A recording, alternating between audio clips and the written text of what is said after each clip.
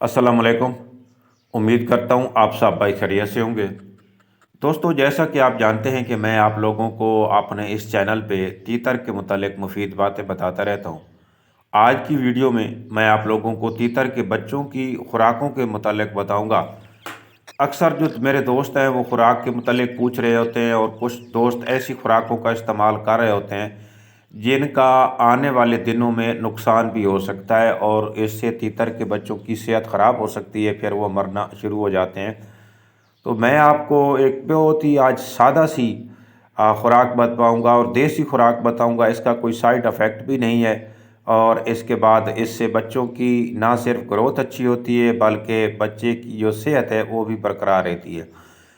इब्तदाई खुराक जो होती है वो तीतर के बच्चों के लिए बहुत अहमियत की हामिल होती है, क्योंकि ये जो इब्तदाई खुराक होती है यहाँ से इसका हाजमा वगैरह जो है उसका मसला बनता है। अगर आप सही तरीके से खुराकें दे रहे हैं तो आपके बच्चे को हाजमे वगैरह का मसला नहीं बनेगा।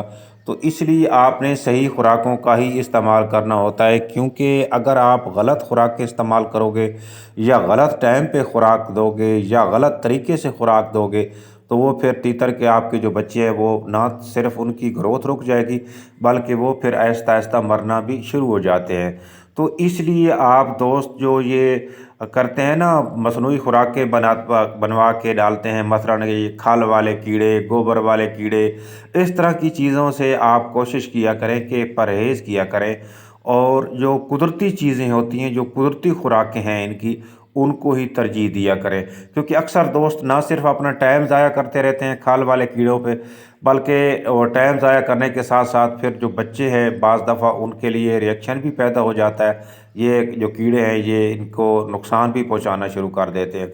तो जो मैं खुराक इस्तेमाल करता हूँ मैं आपको बताऊं, क्योंकि मैं काफ़ी अरसे से ये कर रहा हूँ फार्मिंग वगैरह, और काफ़ी खुराकों को मैंने ट्राई भी किया खुद से। तो उसके बाद जो है मैंने जो रिज़ल्ट निकाला है जिन खुराकों का वो आप लोगों के साथ शेयर करता हूँ। कुछ दोस्त जो हैं वो फीड देते हैं, मुर्गियों वाली फीड बच्चों को।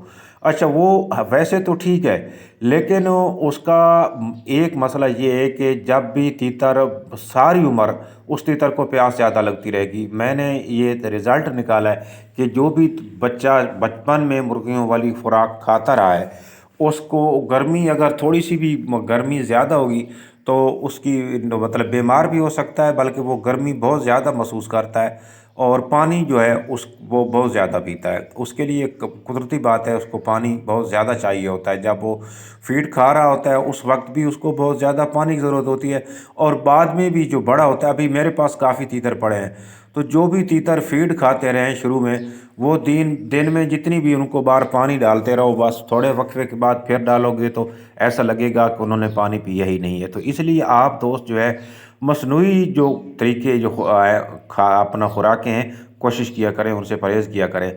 तो इसके लिए मैं जो इस्तेमाल करता हूँ ना, वो मैं 3 किस्म की खुराकें इस्तेमाल कर रहा हूँ शेड्यूल के तहत। उसमें सबसे जो पहली चीज़ है वो ये है कि ये है सब्ज़ा। तो इसको ये क्या है मैं आपको ये भी बताता हूँ। इसको आपने सबसे पहले बारीक काट लेना है। काटने के बाद जो है फिर आपने इसको जो है ना उसके बाद थोड़ा सा धूप पे रख देना है, ताकि यूं ही आप इसको बारीक बारीक काटेंगे तो ये पानी पानी हो जाएगा, इसके अंदर पानी बहुत ज़्यादा हो जाएगा।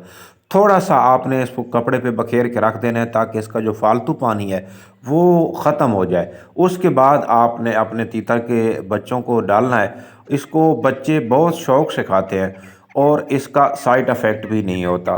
ये मैं जो दे रहा हूँ ये दूसरे टाइम पे दे रहा हूँ। फर्स्ट टाइम पे जो है ना मैं इनको और ख़ुराक देता हूँ, तो सेकंड टाइम जो है इनको मैं ये खिलाता हूँ। इसको ना सिर्फ तीतर के बच्चे बहुत शौक़ से खा रहे हैं बल्कि इससे इनकी ग्रोथ भी अच्छी खासी हो रही है, और ये कोई मुश्किल भी नहीं है।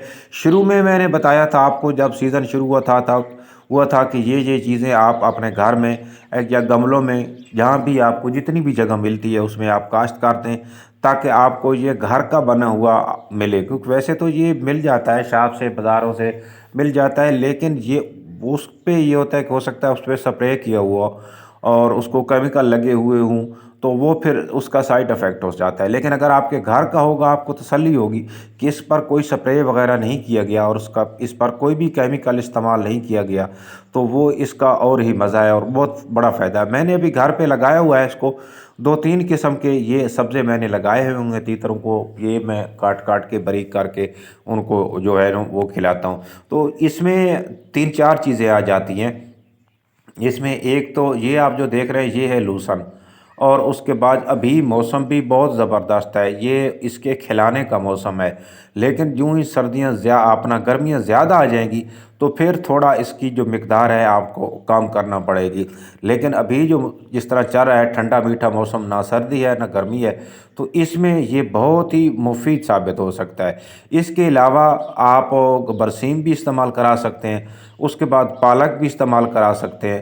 تو یہ تو ہے بیسٹ خوراکیں۔ اس کے علاوہ اگر نہیں ملتی یہ ساری چیزیں آپ کو، تو کوئی بھی جو ہے نا سبزہ آپ دے سکتے ہیں۔